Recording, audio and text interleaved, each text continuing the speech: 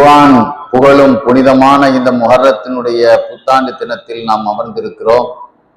எல்லாம் அல்ல அல்லாஹ் சுப்ஹானஹு வ தஆலா இந்த முஹர்ரம் மாதத்தில் என்னென்ன சிறப்புகளை எல்லாம் தன்னுடைய திட்டத்தில் கொண்டு வந்திருக்கிறானோ, உலகத்தில் வந்த 1,24,000 நபிமார்களுக்கு என்ன மங்களகரமான காரியங்கள் எல்லாம் இந்த முஹர்ரம் மாதத்தில் நடந்ததோ, எந்த வெற்றிகள் எல்லாம் நடந்ததோ, அது போன்ற வெற்றிகளை பாக்கியங்களை அல்லாஹ் நமக்கும் இந்த மாதத்தின் பொருட்டினால் தந்தருள் புரிவானாக என்று உங்களுக்கு முன்னால் ஆரம்பமாக துஆ செய்து கொள்கிறோம். உலகத்திலே பிறந்தவர்கள் அனைவர்களுக்கும் இறப்பு உண்டு.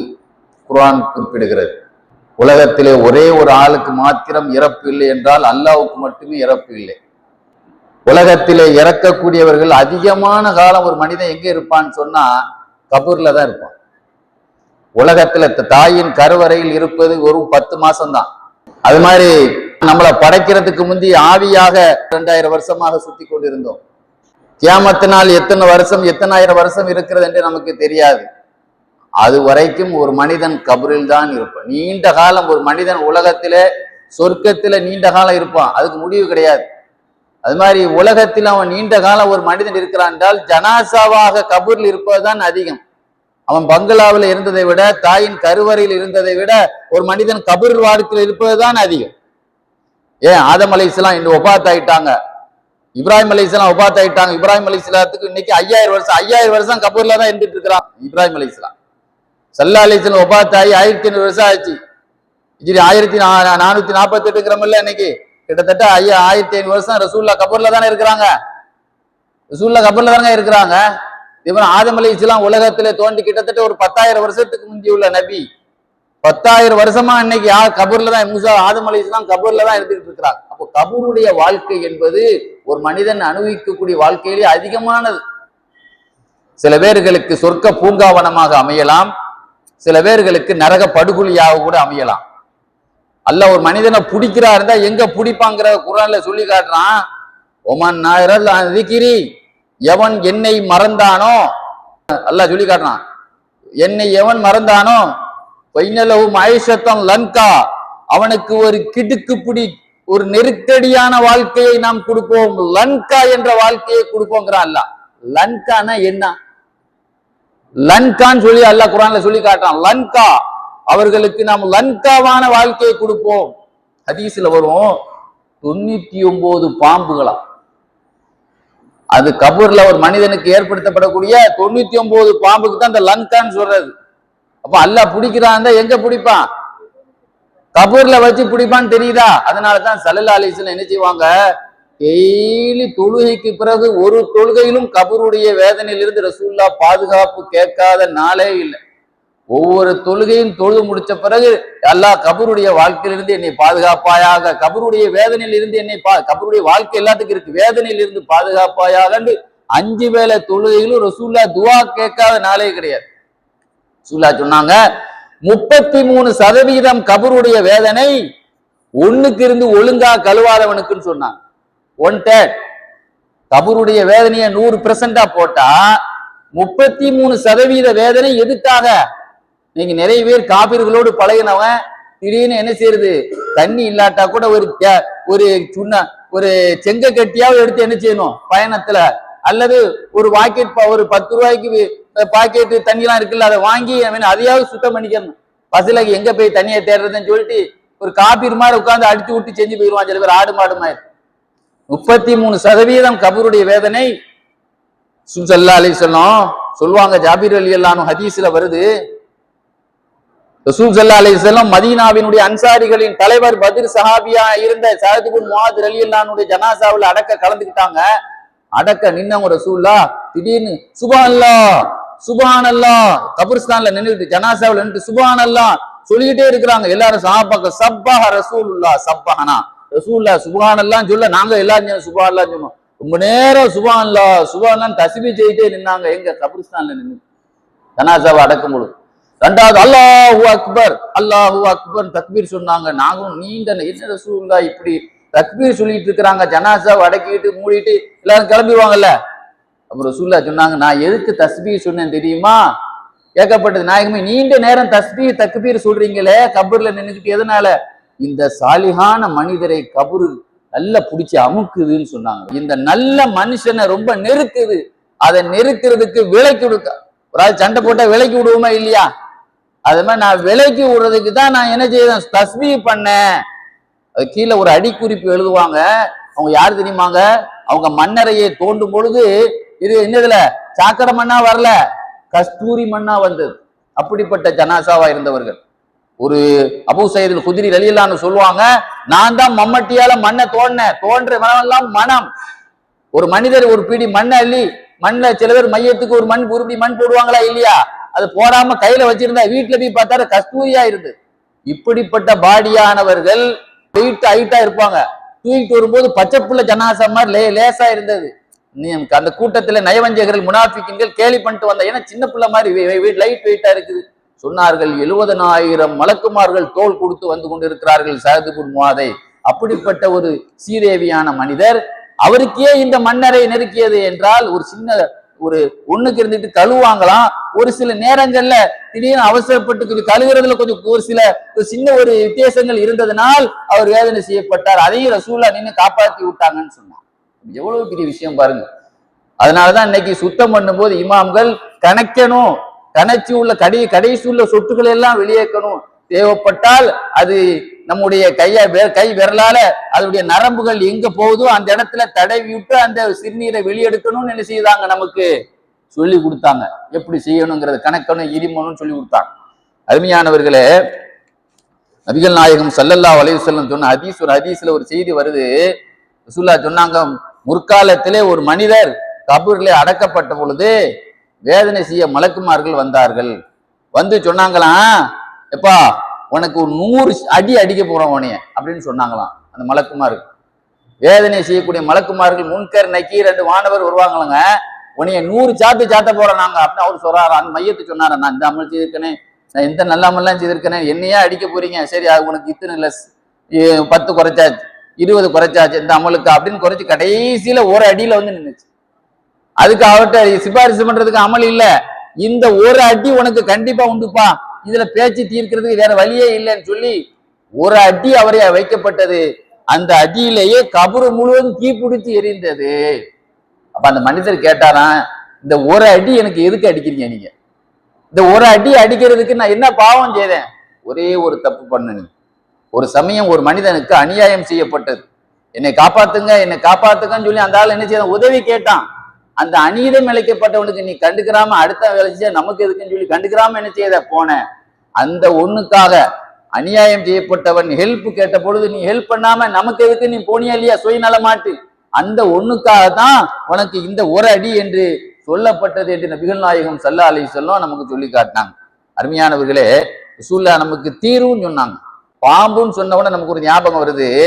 தாயிஃப் நகர், இப்னு அப்பாஸ் ரலியல்லாஹு வாழ்ந்த தாயிஃப் நகர் இருக்கு பார்த்தீங்களா, சொர்க்க பூமி மாதிரி இன்னைக்கு இருக்கு அந்த ஊர். அந்த இன்னைக்கு அங்க பாக்குற இடமெல்லாம் பள்ளிவாசலா இருக்கு. மக்காவுக்கு போனவங்க எல்லாம் தாயிஃபை சுத்தி பார்க்கணும் போகாதவங்க இருக்கவே மாட்டாங்க. அப்படிப்பட்ட சொர்க்க பூங்காவனமாக இருக்கக்கூடிய ஒரு சுற்றுலா பிளேஸா இருக்கக்கூடிய ஒரு கொடைக்கானல் மாதிரி, எப்படி ஊட்டி கொடைக்கானல் பாக்குறதுக்கு ஆசைப்படுறோமா இல்லையா, அந்த மாதிரி ஒரு அற்புதமான ஒரு இயற்கை வளமுள்ள ஊராக அது இருக்கு. அந்த தாயிஃப் நகர்ல இப்னு அப்பாஸ் ரலியல்லாஹு ஆட்சி காலத்துல ஒரு கபரு தோண்டப்பட்டது. தோண்டா உள்ள பாம்பு கிடக்கு. அந்த பாம்பை கிடக்குன்னு அப்ப அவங்கள்ட்ட போய் சொல்லப்பட்டது. இப்னு அப்பாஸ் இல்லாட்டவன்னு கேட்டாங்க, என்ன செய்யறது, அந்த பாம்பு போக மாட்டுக்கு, குத்துனாலும் போக மாட்டுக்குது, வேற ஒண்ணு தோண்டுங்கன்னா போனா அங்க ஒண்ணு கிடக்கு. இப்படியே ஒண்ணா தோண்டி 7 கபரு தோண்டியாச்சு. இப்னு அப்பாஸ் ரலியல்லாஹு தஆலான்னு என்ன செய்தாங்க, 7 கபரு தோண்டியாச்சு. உடனே என்ன செய்யறதுன்னு இப்னு அப்பாஸ் நேரம் அவங்க ஃபேமிலிட்ட போய் கேட்டாங்க, அந்த ஆழ்த்துடைய செயல்பாடு என்ன அப்படின்னு. அப்ப அவங்க சொன்னாங்க, இவன் தானும் ஜக்காத்து கொடுக்க மாட்டான், அடுத்தவனையும் கொடுக்க விட மாட்டான். இந்த ஆள் யாரு, அவன் ஒரு பெரிய பணக்காரன். அந்த மனிதர் அந்த ஜனாசா ஒரு பணக்கார ஜனாசா, அவர் தானும் ஜக்காத்து கொடுக்க மாட்டான், அடுத்தவனுக்கும் என்ன செய்தான், இன்னைக்கு கவர்மெண்ட் வரி ஏய்ப்பு செய்தவங்க பிள்ளை கவர்மெண்ட் உள்ளத்துக்கு ஜெயில வச்சு உள்ள வைக்கிறாங்களா என்னங்க, அதே மாதிரி அல்லாஹ் என்ன செய்யறான்னா பாம்பை வச்சு உள்ள கபூரே அவனுக்கு ஜெயில, அவனுக்கு கபூர்ல என்னது. அப்ப சொன்னாங்க, நீங்க அந்த கபூர்லயே அடைக்கிருங்க, அல்லாஹ்வுடைய தண்டனையில இருந்து தப்பவே முடியாது. இன்னொரு செய்தி எழுதுவாரு ரூஹுல் பயான் ஆசிரியர் தப்சீர்ல, இது மாதிரி ஒரு ஆளுக்கு கபரு தோண்டும் போது பாம்பு கடந்துச்சான், அப்படி 2வது தோண்டினாங்களா, 3வது கடை 30 கபரு தோண்டப்பட்டது, 30லயும் கடந்துச்சான். கடைசியில இங்க உலகத்துல எங்க தோணுனான்னு இவன் தப்ப முடியாது, அல்லாஹ்வுடைய தண்டனையில இருந்து சொல்லி அதிலேயே வைத்து அவரை அடக்கப்பட்டது என்று யார் எழுதுவாரு? தப்சீர்ல இஸ்மாயில் பரூசவி தன் தப்சீர்ல எழுதி காட்டியிருப்பார். அருமையானவர்களே, அதே மாதிரி தப்சீர்ல எழுதியிருப்பாங்க, ஒரு மனிதர் ஹஜ்ஜுக்கு போனார், போயிட்டு வர்ற வழியில இறந்து போயிட்டார். அவரை அடக்கிட்டாங்க. அடக்கி முடிச்ச பிறகு ஏதோ ஒரு கவனக்குறைவுல மண்ணை தோண்டுவாங்கல்ல, கடப்பாரையும் சேர்த்து வச்சு உள்ள வச்சு மூடிட்டாங்க. இது தப்சீருல் பயான்ல தான் ஆசிரியர் சொல்லி காட்டுவார். அப்புறம் கடப்பாறையை தேடினா காணையில, கடப்பாறையை தீ வச்சு மூடிட்டோம் போல தெரியுதுன்னு சொல்லி கடப்பாறையை எடுக்கிறதுக்காக அந்த மண்ணறையை தோண்டப்பட்டது. அந்த மையத்துடைய கழுத்தும் அந்த மையத்தினுடைய கைகளும் இந்த கடப்பாறையினுடைய அந்த இரும்பினுடைய ஓட்டையில் சேர்த்து வச்சு சங்கிலி போன்று கெட்டப்பட்டு இருக்கக்கூடிய ஒரு காட்சி அங்கு பார்க்கப்பட்டு அதிர்ச்சி அடைந்து அவர்கள் வந்து அவருடைய குடும்பத்தாரிடத்திலே வந்து விசாரித்தார்கள். இந்த மாதிரி விஷயம் நடந்தது, உங்க வீட்டுல உள்ளவர் இறந்தாரு, அவர் என்ன தப்பு பண்ணாரு, இந்த மாதிரி ஒரு காட்சியை நாங்கள் பார்த்தோம் என்று சொன்னதுக்கு அந்த வீட்டில் உள்ள பொஞ்சாய சொன்னாலாம், அவரோட ஒரு நண்பர் என்ன செய்த பழகினாரு, வியாபாரத்துல சில நண்பரோடு பாட்டலா இருக்கிறாங்க இல்லையா, அவர் நண்பரோடு அவர் ரொம்ப நெருக்கமா இருந்தார். அவர் நண்பரை ஏமாத்தி அந்த காசை கொண்டு போய் அவர் அஜி செய்துட்டு வந்தாரு, அறாமான காசை கொண்டு. அதனால அவருக்கு அப்படி ஒரு தண்டனையை நீங்க பார்த்திருக்கீங்க அப்படின்னு சொல்லி அவர்கள் சொன்னதாக அந்த செய்தியை பதிவு செய்திருப்பாங்க. அருமையானவர்களே, இப்னு ஹஜர் ரஹ்மத்துல்லாஹி அலைஹி மக்காவை சார்ந்தவங்க. அவங்க சொல்லுவாங்க, எங்க வாப்பாவுடைய ஜனாசாவை யாசின் ஓதுறதுக்காக 27ஆம் இரவு வெள்ளிக்கிழமை ராத்திரி ஒரு 27வது இரவு எங்க வாப்பாவுடைய அடக்க ஸ்தலத்துக்கு போய் ஒரு யாசின் ஓதுறதுக்காக சுபு தொழுதுட்டு நான் போனேன். பக்கத்துல ஒரு கல்லால் கெட்டப்பட்ட ஒரு கபர் இருந்தது. பக்கத்துல நான் போற நேரம் சுபு தொழுதுட்டு போற ஒரு பரக்கத்தான் நேரம். அது வெள்ளிக்கிழமை காலையில, இன்னும் சொல்ல போனா 27 லைலத்துல் கத்ர் ரமலானுடைய மாதம். சுபு தொழுதுட்டு போறேன், அதுக்கு பக்கத்துல எங்க வாப்பாவுடைய கபருக்கு பக்கத்துல கல்லால் கெட்டப்பட்ட ஒரு மன்னரை இருக்காரு. ஒரு பெரிய ஆளா இருப்பாங்க போல தெரியுது அப்படின்னு நினைச்சிட்டு நான் அங்க நின்றுட்டு இருந்தேன். நிற்கும் போது திடீர்னு உள்ள இருந்துட்டு ஆன்னு ஒரு சத்தம் கேக்குது, எங்க காதுல உழுது. என்னடா அப்படின்னா ஓதல நிறுத்திட்டு, என்னது இது பெரியவங்களுடைய மன்னரை மாதிரி தெரியுது, அடக்கம் கெட்டிலாம் இருக்கிறாங்களே, நம்ம அப்படித்தான் நினைச்சேன். கடைசியில ஓத நிறுத்தி பார்த்தா அங்க உள்ள இருந்து ஒரு வேதனையில கத்துற மாதிரி இருக்கு. உடனே எனக்கு அதிர்ச்சி ஆகி போச்சு, இவ்வளவு பெரிய ஆளுடைய மன்னர் மாதிரி தெரியுது, ஆனா உள்ள வேதனை செய்ய கத்துற மாதிரில இருக்குதுன்னு சொல்லிட்டு நான் வந்து மக்கள்கிட்ட வந்து விசாரிச்சேன், அது யாருங்க, இங்க அடக்கப்பட்டிருக்கிறது யாரு, அவரை யாருன்னு உங்களுக்கு தெரியுமா அப்படின்னு கேட்டேன். அப்ப சொன்னாங்க, அவர் ஒரு மனிதர், கரெக்டா 5 வேளை தொழுதுருவார், பள்ளியாசல் வீடு மாதிரி இருந்த ஆளுதான் அவர். ஆனா நல்ல வியாபாரத்துல பெரிய பணக்காரன், நல்ல பணக்கார, நல்ல பறக்கத்தை கொடுத்தா நிறைய பண வசதிகள்லாம் இருந்தது. வயசான பிறகு அவருக்கு அந்த இருக்கிற காசை வச்சு அவருடைய காலத்தை ஓட்டி இருக்கலாம், அவ்வளவு பணம் அவர்கிட்ட இருந்தது. கடைசி நேரத்தில் அவருக்கு ஒரு ஆசை என்னன்னா, இன்னும் பணம் அதிகமாகணும், அதுக்கு என்ன செய்யறதுன்னு அவர் பேராசையில சிந்திக்க ஆரம்பிச்சார். வேண்டாத ஒருத்தன் போய் யோசனை கேட்டிருக்காரு, பிசாம வட்டிக்கு விடுன்ட்டான் பணத்தை. உட்கார்ந்த இடத்துல இருந்து உனக்கு வசூல் காசு கிடைக்கணும்னா என்ன செய்யட்டான், வட்டிக்கு விடுன்ட்டான்.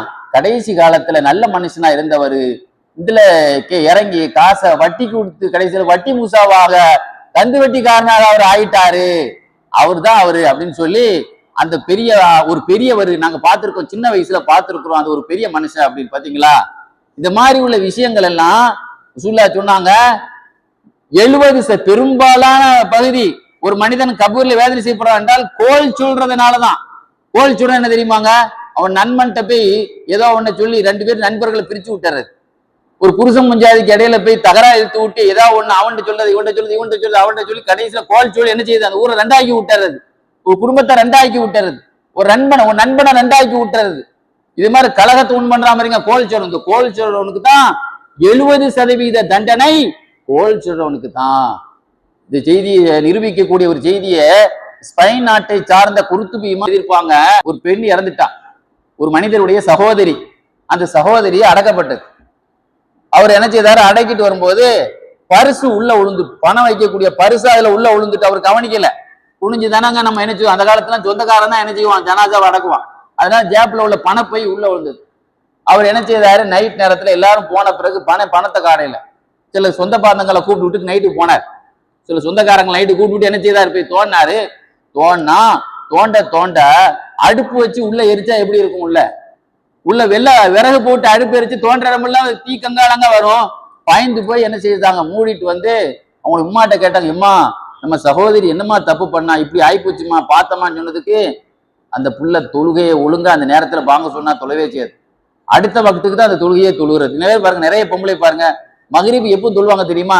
இஷா பாங்கு சொல்றதுக்கு 5 நிமிஷத்துக்கு முதல் முசல்லா போடுவாங்க, ஒரே நேரத்துல ரெண்டையும் அடிச்சிடலாம் அப்படின்னு. இது மகரிப் தொழிட்டு ஒரு 5 நிமிஷத்துல காம சொல்லுவாங்க, உடனே இஷாவை தொழுகிறது. அசர் மகரிப் எப்போ, அசர் எப்போ தொழுறதுன்னா 4:55 உட்காந்து முசல்லா போடுறது. இஷா அசர் லுஹரை தொழுத்து அப்படியே அசர் அடிச்சிடலாமா இல்லையா? இந்த மாதிரி அந்த வக்து தொழுகையை அடுத்த வக்துக்கு கலாவாக்குனதுனாலையும் ஒவ்வொரு வீட்லயும் நைட் நேரத்துல போய் அந்த அம்மா காதை வச்சு ஒட்டு கேட்கும். இந்த வீட்டுல என்ன புருஷன் பஞ்சாதி பேசிக்கிட்டு இருக்காங்க, நைட் நேரத்துல சில கதையை பேசிட்டு இருப்பான் படுக்கும்போது, அதை ஒட்டு கேட்கும் காதால. கேட்டுக்கிட்டு இது யாரை பத்தி பேசுறாங்களோ அவங்க வீட்டுல போய் பத்த வச்சிருவாங்க. இந்த மாதிரி உள்ள அற்பத்தனமான கோல் சொல்ற வேலையும் உன் சகோதரி பார்த்தால், அதனாலதான் இந்த காட்சியில நீங்கள் பார்த்திருக்கிறீர்கள் என்று ஒரு நிகழ்ச்சியை ஸ்பெயின் நாட்டை சார்ந்த குர்துபி இமாம் சொல்லி காட்டுவாங்க. அதே போல உமர் ரலியல்லாஹுடைய மகனார் அப்துல்லா இப்னு உமர் ரலியல்லாஹு சொன்ன ஒரு ஹதீஸ் வருது. அவங்க மகன் சாலிம் சொல்லுவாங்க, எங்க வாப்பா ஒரு செய்தி சொன்னாங்க. ஒரு நாள் மக்காவில இருந்து நாங்க ஒரு ஒட்டகத்துல போயிட்டு இருந்தோம், பின்னால தண்ணி மூட்டையை வச்சிருந்தோம். போகும்போது சொன்னாங்க, மகனே இந்த கபரை பார், இந்த கபரை பார். நான் ஒரு நாள் இந்த வழியா வரும்போது இதுக்குள்ள இருந்து ஒருத்தன் வெளியே ஓடி வந்தான். உடம்பு உச்சில் இருந்து உள்ளங்கால் வரைக்கும் நெருப்பு எரிந்த நிலையிலே வெளியே ஓடி வந்து அவனுடைய கழுத்திலே ஒரு இரும்பு சங்கிலி, நெருப்பு சங்கிலி போட்டிருந்தது. அப்துல்லாவே எனக்கு தண்ணியை மேல கொட்டு, சுப்ப அலைய அப்துல்லா, தண்ணி என் உடம்புள்ள தீ எரியுது, அவனுக்கு என் மேல தண்ணியை கொட்டு, என் மேல தண்ணியை கொட்டு அப்படின்னு சொல்லிக்கிட்டே ஒருத்தன் வெளியே ஓடி வந்தான். அதுக்கு பின்னால் ஒரு மனிதர் வந்தார். அவர் கையில ஒரு நெருப்பு சாட்டை இருந்தது. அவர் அடிச்சு இழுத்து உள்ள கொண்டு போனாரு. தண்ணி எல்லாம் கொட்டாதப்பா, இவனுக்கு எல்லாம் மரியாதை கொடுக்காதப்பா அப்படின்னு உள்ள இழுத்து கொண்டு உள்ள சென்றார். நான் பார்த்தேன் என்று இந்த செய்தியை இப்னு உமர் ரலியல்லாஹு வேகமா வந்து ரசூலுல்லாஹ்ட்ட வந்து நான் என்ன செய்ய சொன்னேன். ஸல்லல்லாஹு அலைஹி சொன்னாங்க, அது யாரு தெரியுமா? அபூஜஹில் வேதனை செய்யப்படுகிறான். நீ பார்த்தால் யாரு தெரியுமா? அல்லாஹ்வுடைய எதிரி அபூஜஹில். நீ பார்த்த அந்த தண்டனை கியாமத் நாள் வரைக்கும் அவனுக்கு இருக்கும். நீ தனியா எப்பவும் போவாதன்னா. எங்க போறா இருந்தாலும் என்ன செய்யாத, தனியா போவாத என்று ரசூல் ஸல்லல்லாஹு அலைஹி வஸல்லம் சொன்னார்கள். இந்த ஹதீஸ் தபரானி இமாம் தன்னுடைய தபரானில சொல்லி காட்டுவாங்க. அதே மாதிரி ஒரு சமயம் என்ன செய்தாங்க, அலி ரலியல்லாஹு மதீனாவுடைய கபரஸ்தானை கடந்து போனாங்க. அலி ரலியல்லாஹு சொன்னாங்களாம், யா அஹ்லல் குபூர், கபராளிகளே, அஸ்ஸலாமு அலைக்கும், கபீர்னா உங்க தகவலை சொல்லுங்கள், உங்களுக்கு பின்னால் உள்ள தகவலை நாங்கள் சொல்கிறோம். நீங்க உங்க நிலையை சொல்லுங்க, உங்களுக்கு பின்னால் நடந்த நிகழ்ச்சி நாங்கள் சொல்லவா அல்லது நீங்க சொல்ல ஆரம்பிக்கிறீங்களா அப்படின்னு சொல்லி இவங்க என்ன செய்யறாங்கன்னு சொன்னாங்க. உடனே ஒரு அஸ்ரி சத்தம் கேட்டது, அமீரில் மோமினின் அவர்களே, ஜனாதிபதி அவர்களே, எங்கள் மரணத்துக்கு பிறகு இந்த உலகத்திலே நடந்ததை நீங்கள் சொல்லுங்கள், அப்புறம் நாங்கள் சொல்றோம். உடனே சொன்னாங்க, அல்லாஹ்வு உங்க பொஞ்சாதிமார்கள் எல்லாம் நீங்கள் இறந்த பிறகு அடுத்த ஆளுக்கு மனைவி ஆயிட்டாங்க, உங்க பிள்ளைகள் எல்லாம் நீங்கள் இறந்த பிறகு அனாதையாக ஆயிட்டாங்க, உங்கள் சொத்துக்கள் எல்லாம் பங்கு வைக்கப்பட்டு விட்டது, நீங்கள் தங்கியிருந்த வீடுகள் எல்லாம் எதிரிகள் குடியேறிவிட்டார்கள். இதுதான் உங்கள் மரணத்துக்கு பிறகு நடந்த எங்கள் செய்தி, உங்கள் செய்தியை சொல்லுங்கள். சொன்னார்கள், எங்களுடைய முடிகள் எல்லாம் உதிர்ந்து விட்டன, எங்களுடைய தோள்கள் எல்லாம் துண்டு துண்டாக ஆகிவிட்டன, எங்களுடைய முடிகள் எல்லாம் உதிர்ந்து விட்டன, எங்களுடைய கஃன் துணிகள் எல்லாம் துண்டு துண்டாக ஆகிவிட்டது, எங்கள் தோள்கள் எல்லாம் துண்டு துண்டாக ஆகிவிட்டது, எங்கள் கண்கள் எல்லாம் அப்படியே கலண்டு கன்னத்தில் விழுந்து விட்டது, எங்கள் ஓட்டைகளில் இருந்து சீலும் சலங்களும் வெளியே வர ஆரம்பித்து விட்டது, நாங்கள் நன்மை செய்ததை பெற்றுக்கொண்டோம், செய்யாமல் விட்டதை நினைத்து வருந்துகிறோம், நன்மை நிறைய விஷயம் மிஸ் பண்ணிட்டோமே அப்படின்னு சொல்லி நினைத்து வருந்துகிறோம், அல்லாஹ்விடத்திலே நாங்கள் அடமானமாக வைக்கப்பட்டு இருக்கிறோம் என்று ஒரு சத்தம் வந்தது. நீங்க பாருங்க, நேற்று பேஸ்புக்ல பார்த்தேன், உள்ளே மன்னரில் வைக்கப்பட்டவர் 7 நாளில் எப்படி இருப்பார், அந்த உடலை போட்டிருந்தாங்க. 10வது நாள்ல எப்படி இருப்பார், ஒரு வருஷத்துல எப்படி இருப்பான், 3 மாசத்துல எப்படி இருப்பான்னு சொல்லி அப்படி எலும்பு கூட வந்து கடைசியில அப்படியே ஒரு 2-3 துண்டு எலும்பு சாப்பிட்டு போட்டு எலும்பு போட்டிருக்குமா இல்லையா, அந்த மாதிரி கடற்கிற காட்சியை போடப்பட்டிருந்தது. கல்யூபி இமாம் எழுதுவாங்க, 10 பேருடைய ஜனாசாவை மண்ணு சாப்பிடாது. ரசூலுல்லாஹ் வந்து நமக்கு ஒரு சூறாவை அல்லாஹ் இறக்கி தந்திருக்கான். கபூர்ல சேஃப்டிக்குன்னு இறக்கப்பட்ட ஒரு சூறா தபாரக்கல்லதி சூறா. கபூருடைய வாழ்க்கையில கபூர்ல வேதனை இல்லாமல் இருக்கு, அதுக்கு பேரு ரசூலுல்லாஹ் ஒரு பட்டம் கொடுத்தாங்க. அது முஞ்சியா காப்பாத்துற சூறா, மானியா தடுக்கிற சூறான. எதை தடுக்கிறது? கபூருடைய வேதனையை தடுக்கிற சூறா. அதனாலதான் ரசூலுல்லாஹ் டெய்லி படுக்கும் போது அலிஃப் லாம் சஜிதாவும் தபாரக்கல்லதி ஓதாம தூங்கவே மாட்டாங்க ஸல்லல்லாஹு அலைஹி வஸல்லம். ஏன்னா எத்தனை பேர் தூக்கத்துல இறந்து போறானா இல்லையாங்க. அப்ப நம்மளை பாதுகாக்கிறதுக்கா 30 ஆயத்து குர்ஆனில் இருக்கிறது தபாரக்கல்லதிலே. ஒவ்வொன்னும் அல்லாஹ்ட்ட வக்கீலாக வாதிடுன்னு சொன்னாங்க ஸல்லல்லாஹு அலைஹி வஸல்லம். சொன்னாங்க ஒவ்வொரு ஆயத்தும் அல்லாட்ட வக்கீல் போல 30 வக்கீல் வாதிட்ட ஒரு காசை ஜெயிப்பானா இல்லையாங்க? 30 ஆயத்துகள் கொண்ட தபாரக்கல்லதி 30 வசனங்கள் அல்லாட்ட பேச்சுவார்த்தை நடத்தி அந்த மையத்தை காப்பாற்றும். ஒரு மண்ணில் ஒரு வயது அடக்கப்பட்ட பொழுது தலைப்பக்கத்திலே சில பேர் வந்தார்கள், அது தடுத்தது. வயிற்று பக்க வழியா வந்தார்கள், அது வயிற்றில் நின்று தடுத்தது. கால் பகுதியா நான் வந்த பொழுது கால் வழியாவும் தடுத்தது என்று சொன்னார்கள். அந்த தபாரக்கல்ல சூறாவை நாம் ஓத வேண்டும். யார் கடைசியா இறக்கும் போது குல் என்று ஓதி இறக்கிறார்களோ அவருடைய கபரில் இருந்து வேதனை பாதுகாக்கப்படுகிறார். அவர் கையை புடிச்சுக்கிட்டே மலக்குமார்கள் சிராத்தி முஸ்தகிம் பாலத்தை கடந்து சொர்க்கத்துல உள்ள விட்டுட்டு தான் என்ன செய்வாங்க? பச்சை புள்ளி எல்கேஜி யூகேஜி உள்ள விட்டுட்டு போறோமா இல்லையா? அது மாதிரி விட்டுட்டு போவாங்க. கடைசி வார்த்தை குலுல்லாஹ் இருந்தால் அவருடைய கபரு சேஃப்டிக்கா இருக்கும், கபரு அமுக்காது என்று ஸல்லல்லாஹு அலைஹி வஸல்லம் நமக்கு சொல்லி காட்டினாங்க. அல்லாஹ் சுப்ஹானஹு வ தஆலா நம்முடைய மன்னரை வாழ்க்கையை சொர்க்க பூங்காவற்றோலையாக நமக்கு முன்னால் காலம் சென்ற நம்முடைய பெற்றோர்கள், உறவினர்கள், இஸ்லாமியர்கள் அனைவருடைய மன்னரை அல்லாஹ் தஆலா சொர்க்க பூங்காவனமாக ஆக்கியருள் புரிவானாக. வாஹிர் தாவானா அனில் ஹம்துலில்லாஹி ரப்பில் ஆலமீன். அஸ்ஸலாமு அலைக்கும் வரஹ்மத்துல்லாஹி வபரகாத்துஹு.